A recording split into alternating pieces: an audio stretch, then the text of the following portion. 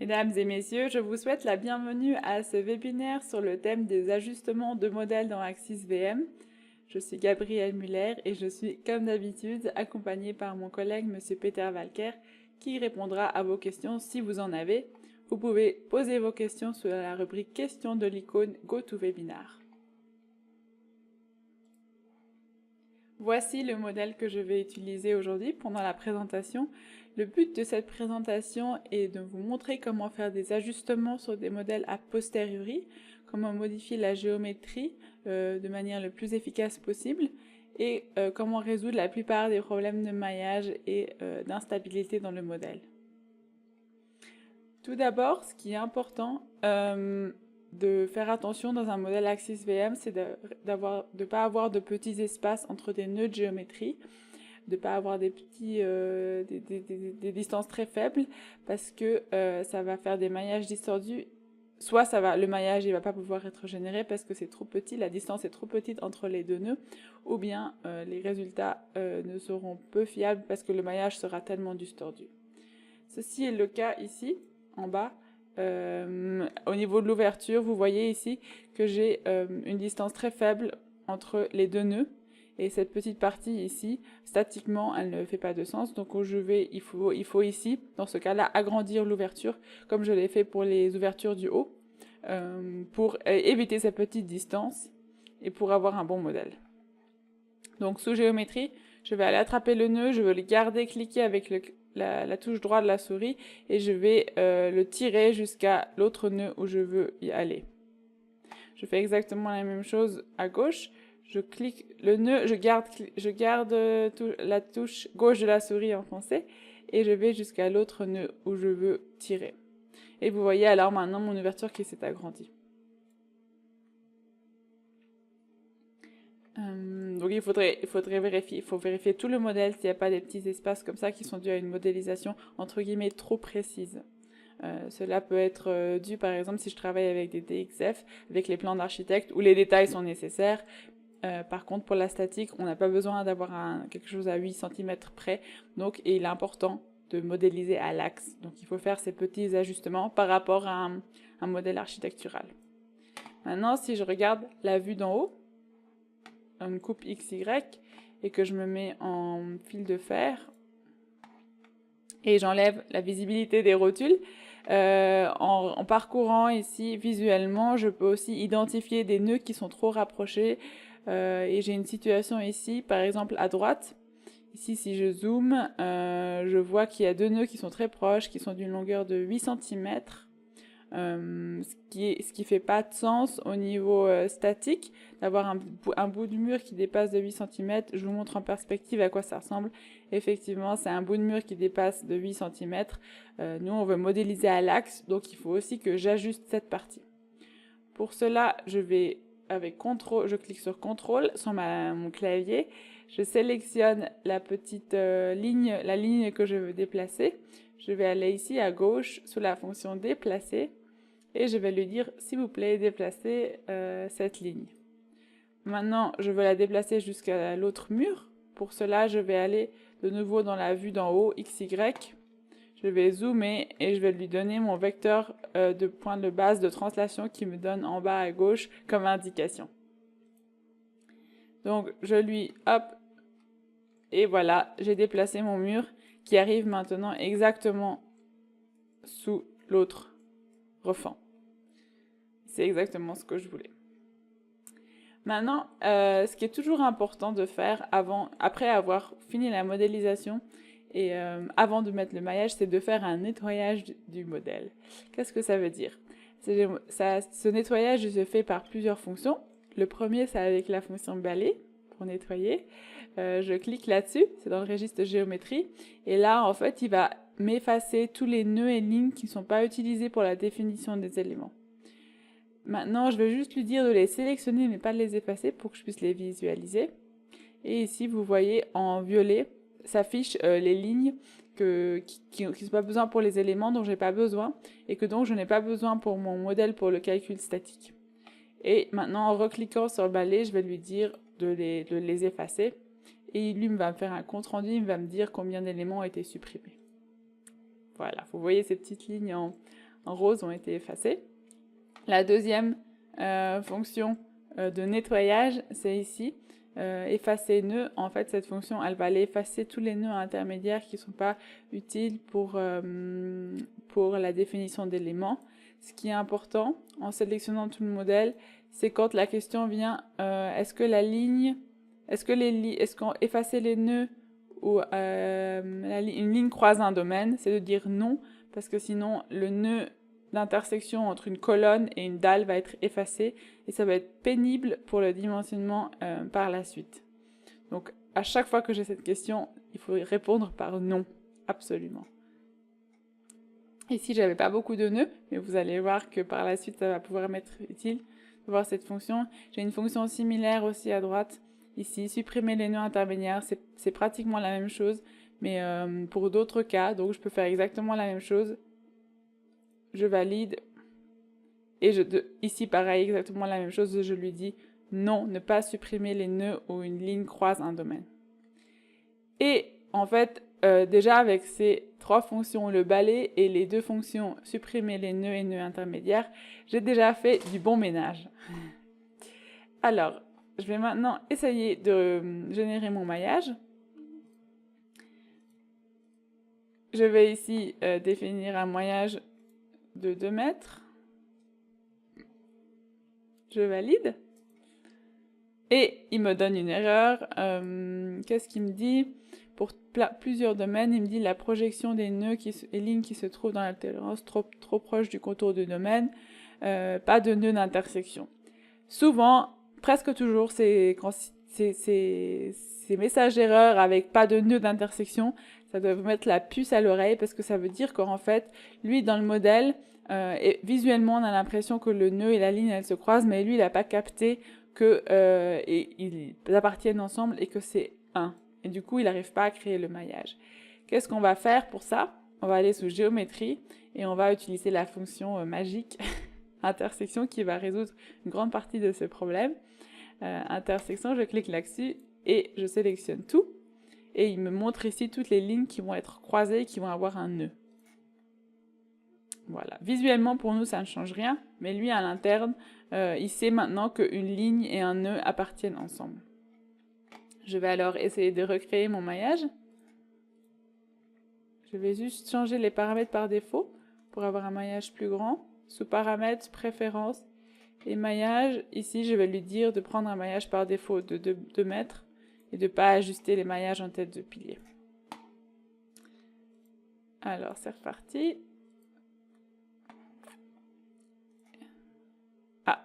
Encore un problème. Alors, il me donne le domaine qui a un problème et il dit que, en gros, les distances sont des distances trop petites et qu'il n'arrive pas à faire de maillage de 2 mètres à l'intérieur du domaine. Et si je valide par OK, il va me dire quel est le nœud qui a un problème et il va aussi m'indiquer le domaine et les nœuds qui sont un problème. Alors, je vais d'abord utiliser la fonction afficher uniquement éléments sélectionnés. Je vois que c'est le domaine du haut. Et qu'est-ce qui s'est passé ici? En zoomant, je vois que c'est le nœud ici qui est marqué, qui a un problème. Donc je vais zoomer et qu'est-ce que je vois? C'est que en fait le nœud il est à quelques centimètres du bord de la dalle.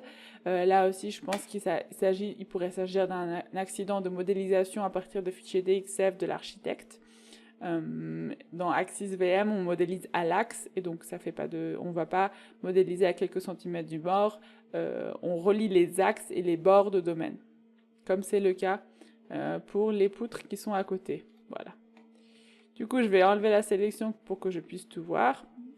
Et je vais ajuster cette poutre-là de manière à ce qu'elle soit vraiment en bord de domaine comme les autres poutres que j'ai déjà modélisées. Pour faire cela, je dois d'abord retourner dans mon registre géométrie. Je vais m'aider parce que je dois faire une translation un peu en biais. Je vais m'aider par une règle. Ici, à gauche, sur la panel des fonctions à gauche, je vais lui dire une règle verticale. Et ici, je vais poser cette règle ici. Et maintenant, je peux utiliser ma fonction déplacer ici pour déplacer ma poutre jusqu'en bord de dalle. Je déplace, je zoome. Et voilà. Donc j'ai maintenant ma poutre en bord de dalle. Ici, je vois, en parcourant avec le curseur sur le domaine, que ici la ligne n'a pas été subdivisée, le bord du domaine n'a pas été subdivisé. Il n'a pas compris encore que ici il y a un point d'intersection et que cet élément est subdivisé par des colonnes. Ce qui est le cas pour les autres endroits où il sait bien qu'à chaque fois qu'il y a une nouvelle ligne, il sait qu'il y a un nouvel élément. Ici, il n'a pas encore fait. Et donc pour cela, je vais utiliser la fonction dissocier les éléments. Je vais sous éditer, dissocier les éléments de construction. Ici, je n'ai pas défini d'éléments de construction pour un calcul à l'acier, par exemple. Donc je peux sans autre, je peux tout sélectionner et lui dire de tout dissocier. Donc ici, il y a 9 éléments de construction subdivisés. Si j'avais eu déjà des éléments en acier où j'avais déjà défini les éléments de construction, par exemple déterminer les longueurs de flambage, j'aurais juste ici sélectionné la partie ici, où je sais que je suis sûre qu'il n'y a pas d'accidents qui vont se produire. Et vous voyez maintenant, ici, j'ai la dalle qui est subdivisée, les lignes de la dalle, et qu'il a vraiment reconnu que le nœud fait partie de la dalle. Je clique alors, j'essaye alors de générer mon maillage, comme d'habitude, comme tout à l'heure. Ok. Ah, mince, encore une erreur. Alors, il me dit que dans le domaine 1, le contour de domaine contient des bords très courts qui pourraient causer des problèmes de maillage. C'est ce que je vous disais, des très petites distances entre des nœuds géométriques peuvent entraîner des erreurs de maillage, comme c'est le cas ici. Continuer le maillage, non. Et je vais aller voir qu'est-ce qui se passe. Donc ici, il me donne pour les domaines, il me donne quel est le souci. Je vais aller voir ce qui se passe. Il me donne ici les nœuds. Ces nœuds, je peux soit maintenant valider et aller les chercher ici avec la fonction afficher uniquement éléments sélectionnés en bas à droite, ou bien je pourrais aussi ici avec la fonction lobe de poche à gauche lui dire le numéro du nœud qu'il a affiché et après aller le chercher. Moi je préfère fonctionner comme ça avec la fonction élément affiché uniquement élément affiché. Donc je vois que c'est là en bas. Ok, qu'est-ce qui s'est passé? Ouh là là, ok, effectivement, il y a des nœuds ici qui sont très rapprochés. Qui sont rapprochés de 6 mm, ce qui est beaucoup trop petit pour un maillage de 2 mètres. Allons voir dans le modèle global pourquoi ils sont si rapprochés. Je me mets en mode fil de fer pour voir à travers. Et qu'est-ce qui s'est passé ici? Ouh là là, alors... Ah voilà, d'une part j'ai le domaine du bas ici qui part là, et le domaine du haut qui part 6 mm en décalé. Alors ici, manifestement, il s'agit d'un accident de modélisation. Les deux murs devraient être alignés en haut et en bas sans ce petit décrochement. Pour faire cela, alors soit je peux venir ici et essayer de venir tirer les murs et tout, mais dans ce cas-là, il faut faire attention parce que le mur d'en haut va être en biais. Sinon, ce que je vais faire dans ce cas-là, c'est que je vais passer par la fenêtre des coordonnées. Je vais mettre de nouveau avec la vue d'en haut, vue de dessus.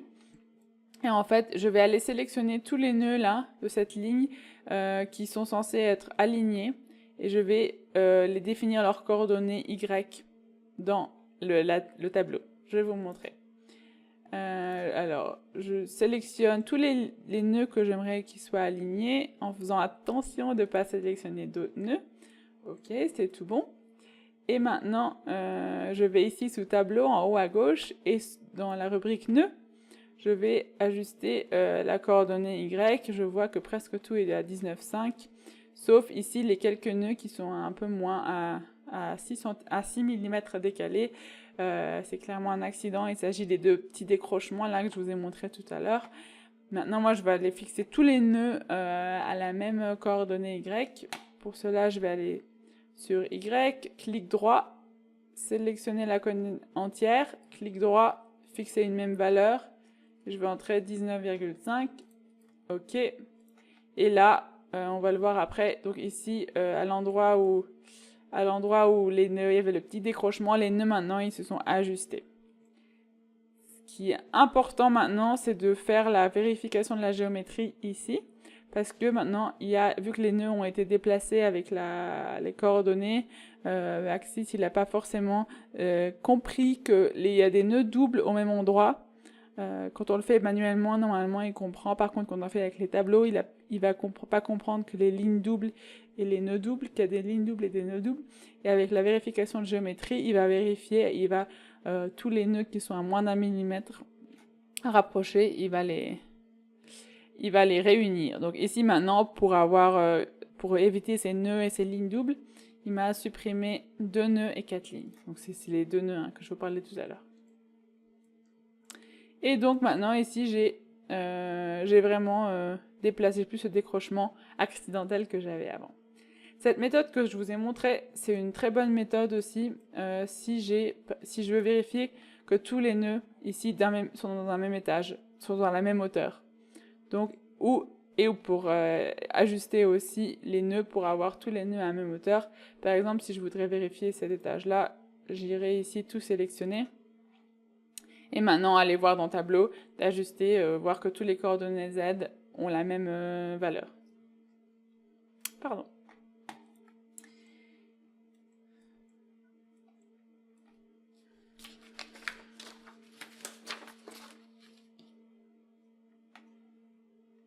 Alors, je vais refaire juste un petit coup de nœud d'intersection, ça peut pas faire de mal. Juste pour être sûr que les modifications que je viens de faire, ils trouvent aussi les intersections. Ok, et je vais refaire un petit coup de dissocier les éléments pour éviter que j'ai un problème de génération de maillage. Voilà, un élément de construction a été subdivisé, c'est vraiment l'élément que je viens d'ajuster tout à l'heure avec mon coordonnées de nœud. Maintenant, il a compris qu'il y a une colonne qui arrive et qui va subdiviser les 2 lignes, ce qui va être nécessaire pour la génération du maillage. Je vais alors sous maillage et je refais en espérant que cette fois-ci c'est la bonne. Ah, voilà. Tada! Chouette. Alors, il m'a fait mon maillage.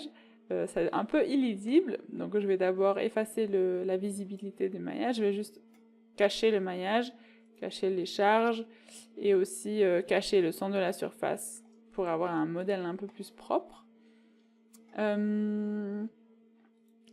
Donc voilà. Maintenant, je peux aller sous statique pour lancer le calcul statique, linéaire. Et qu'est-ce qu'il me dit? Le modèle contient 9 lignes avec rotule linéaire à toutes les surfaces connectées. Alors, je vais lui dire de ne pas continuer, de me montrer où sont ces rotules. Qu'est-ce que ça veut dire? Alors, tout d'abord, il faut que je montre les rotules parce que je les avais cachées tout à l'heure, rotules de bord. Et voilà, il me les montre ici en rose. Qu'est-ce qui s'est passé ici? Donc, ici, c'est mon noyau, ma cage d'ascenseur. Et en fait, j'ai pas de dalle à l'horizontale et du coup, il y a des rotules. En fait, la liaison entre les 2 éléments, il y a partout des rotules et ça fait une instabilité. Mathématiquement, le système d'équation ne peut pas être résolu parce que il n'y a pas de degré de liberté dans cette direction-là. Donc en fait, quand j'ai deux éléments reliés, je peux pas avoir plus qu'une rotule dans un élément. Quand j'ai 3 éléments reliés, pas plus que 2, c'est toujours la règle n-1 de rotule, n étant le nombre d'éléments. Pour tous les autres murs, il n'y a aucun souci parce qu'il y a une dalle, donc il y a la rotule en haut, en bas, et dans la dalle, il n'y en a pas. Donc c'est bon, on a 3 éléments et que 2 rotules. Par contre, ici, c'est pas possible. Donc il faut que je supprime les rotules d'un côté ou de l'autre. Là, lui marque les rotules du bas, je pourrais aussi supprimer celles du haut. C'est exactement la même chose pour ici. Donc, je vais juste regarder s'il n'y a pas d'autres endroits où il y a des problèmes avec des rotules. Mais il me semble que c'est bon. Ça pourrait encore arriver qu'il y ait des murs qui soient mal raccordés à la dalle du haut et que du coup la rotule soit en haut d'un mur, un bord libre, et du coup il me ferait aussi le même message d'erreur. Dans ce cas-là, je pourrais juste aller voir et ajuster, remonter, enfin tirer mon mur pour arriver à la hauteur de la dalle. Donc ça me montre déjà pas mal d'accidents de modélisation qui sont arrivés ici. Je vais, avec la touche Delete sur mon clavier, et en allant sous éléments parce que je veux effacer des éléments, je vais lui dire s'il te plaît, efface toutes les rotules de bord qui sont marquées. Et je valide. Je sauvegarde un petit coup. Et je peux relancer le calcul statique maintenant.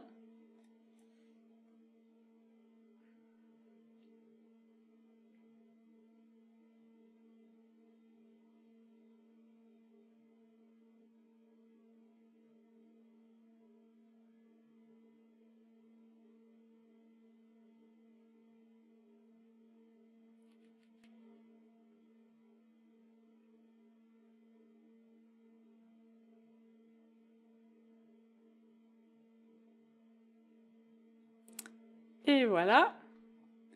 Alors, le deuxième message d'erreur qui apparaît souvent, c'est les singularités, c'est-à-dire c'est les instabilités en fait, c'est-à-dire qu'il y a un ou plusieurs éléments qui ne sont pas stabilisés dans leur plan ou dans leur axe, et du coup ça fait des déformations trop grandes, et ça veut dire que les résultats ne sont pas bons. Il donne quand même des résultats, mais l'erreur du calcul élément fini ici, et le calcul n'a pas bien convergé, et donc elle est en rouge. Ici, l'erreur elle est grande, et je ne peux pas utiliser ces résultats directement. Comment faire pour trouver ces instabilités? Je vais vous montrer une méthode efficace qui va résoudre 90% de vos problèmes d'instabilité. Pour cela, je vais dans Charge. Et le but, en fait, c'est de trouver quel élément n'est pas stable, quel élément se déforme trop, quel élément n'est pas tenu dans son plan, quel poutre n'est pas tenu dans son axe, et quel élément fait que cette convergence ne peut pas se faire. Donc, je vais dans Charge, et je vais créer un nouveau cas de charge qui n'appartient pas à mes groupes de charge déjà existants. Je vais l'appeler instabilité. Ok, je valide tout ça. Et maintenant, je vais définir une force unitaire à chaque nœud de maillage. Pour cela, je vais juste afficher le maillage. Et ici, je vais utiliser la fonction charge nodale, tout sélectionner et afficher une force de 1. Définir une force de 1 dans toutes les directions pour vraiment trouver quel degré de liberté n'est pas tenu. Et normalement, je vais voir certains éléments qui vont s'envoler ou qui vont partir, qui vont subir des très grandes déformations. Je valide tout ça. Vous voyez, il m'a fait beaucoup de force. Effectivement, il m'a fait une force unitaire dans chaque nœud de maillage. Je vais alors maintenant refaire mon calcul statique avec ce nouveau cas de charge.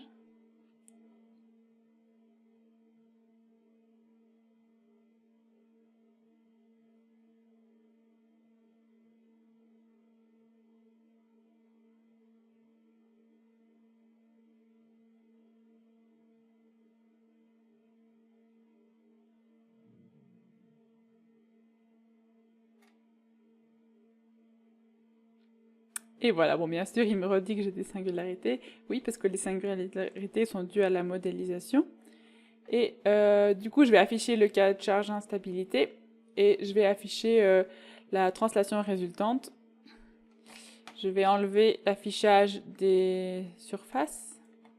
Et en tournant mon modèle, je vais voir ici que c'est l'arc-en-ciel dans ces murs-ci, qui a des très très grandes déformations de plusieurs kilomètres, qui bien évidemment ne fait pas de sens. Hein. On voit pas des déformations de 600 km, même plus. Et c'est ces deux murs. Qu'est-ce qui s'est passé ici avec ces murs? Je retourne dans éléments, et je vais directement, la première chose, quand j'ai des murs qui s'envolent, je vais contrôler les rotules de bord et leur définition. Alors en bas, j'ai des rotules qui sont des articulations avec 10 exposants 8 dans les trois directions. Et en haut, voilà. J'ai l'articulation uniquement en Y, 10 exposants 8. C'est-à-dire qu'en fait, le mur, il n'est pas tenu hors de son plan, parce qu'il n'a aucune rigidité en X et en Y et en Z. Donc ce que je peux faire, soit si vraiment je veux pas qu'il soit beaucoup tenu, au moins ajouter une petite rigidité, donc de l'ordre de 100 par exemple, ce qui est très faible par rapport aux autres, ou bien, donc si c'est vraiment voulu qu'il soit pas tenu hors du plan, quand même mettre une petite rigidité pour éviter que la matrice de singularité, la matrice de rigidité ait une composante 0 en une direction. Sinon, moi, dans mon cas, là, c'est une erreur, un accident de modélisation.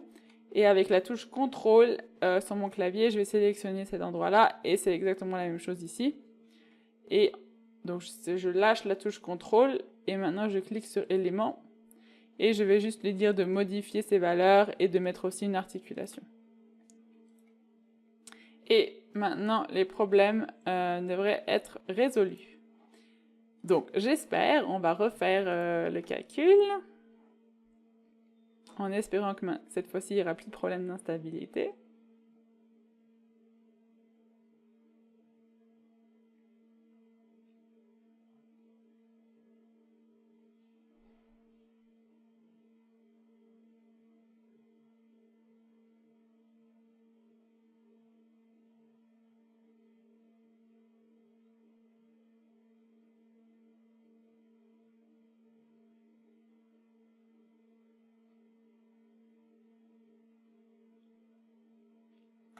Et voilà, plus de problème d'instabilité, le calcul a été fait, et je peux maintenant continuer à faire mon dimensionnement statique, à lire les résultats statiques comme d'habitude.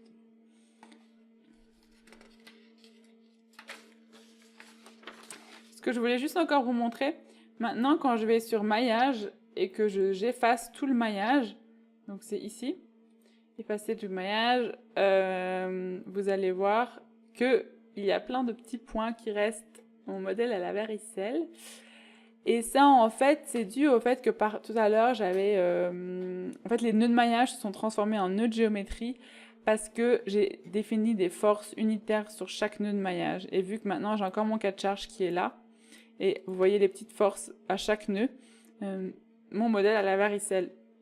Vu que j'ai maintenant plus besoin de ces petites forces parce que j'ai identifié la source du problème, je peux aller sous charge et effacer ces charges. Comme ça, je pourrais aussi effacer les nœuds. Parce que sans effacer les charges, il pourra pas m'effacer les nœuds. Donc j'ai effacé ce cas de charge. Et maintenant, je vais sous géométrie passer un coup de balai pour effacer ces nœuds. Et il m'a effacé plus de 900 nœuds. Par contre, vous voyez toujours sur les côtés, il y a encore des nœuds intermédiaires dont j'ai pas besoin, qui proviennent des nœuds de maillage. Et je vais les effacer avec la fonction effacer nœud. Comme d'habitude, ici, je réponds toujours non, pour pas avoir des accidents.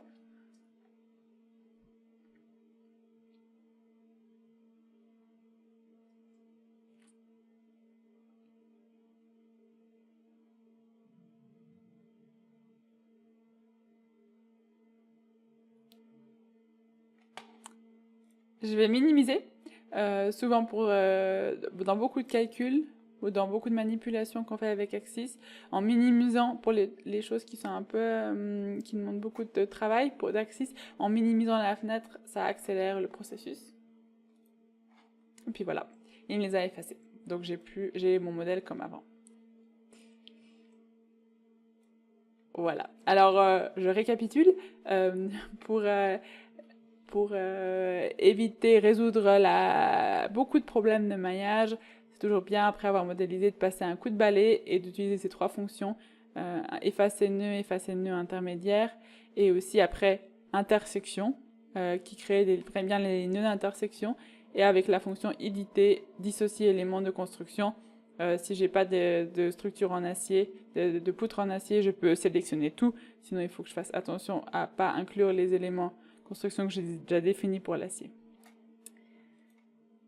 Et pour tout ce qui est problème d'instabilité, vous l'avez vu avec cette petite astuce de créer un cas de charge avec des forces en chaque direction, je trouve 80% de mes problèmes d'instabilité, même plus, 90, non, j'avais dit 90, ouais.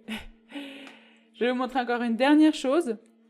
Si par exemple, a posteriori, l'architecte a décidé de déplacer ce mur, je peux, si je le déplace avec la fonction déplacer, ici je sélectionne le mur Et après, je dis déplacer, ok, et je lui dis en X, déplacer de 0,5 mètres. Vous voyez en fait que tous les murs qui sont au-dessus et en dessous, ils vont avec, ce qui fait pas beaucoup de sens statiquement. Voilà, sauf dans des cas d'architecture moderne, mais très moderne. Mais dans la plupart des cas, c'est pas ce qu'on veut. Nous, ce qu'on veut, c'est juste que le mur il se détache pour éviter de copier le mur et après de l'effacer. Il y a la fonction détacher qu'on peut utiliser. Donc c'est la même ici. C'est dans translater, déplacer, copier. Je sélectionne la partie, le domaine que je veux déplacer. Et ici, au lieu de cliquer sur déplacer, je dis détacher. Et en fait, je lui donne le même point et je dis X05 avec mon clavier. Et en fait, il va me détacher le mur.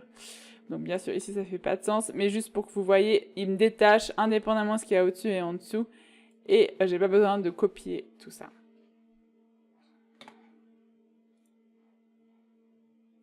Nous sommes arrivés à la fin de ce webinaire. Je suis sûre que vous aurez encore des questions et des problèmes qui vont survenir dans les prochaines semaines. Dans tous les cas, n'hésitez pas à nous contacter à l'adresse email en bas ou par téléphone. Nous serons ravis de vous aider.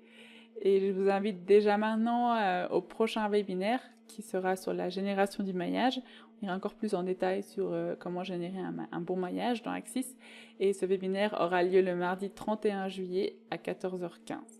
Je vous souhaite une belle journée, merci d'avoir été avec nous aujourd'hui et à la prochaine. Au revoir.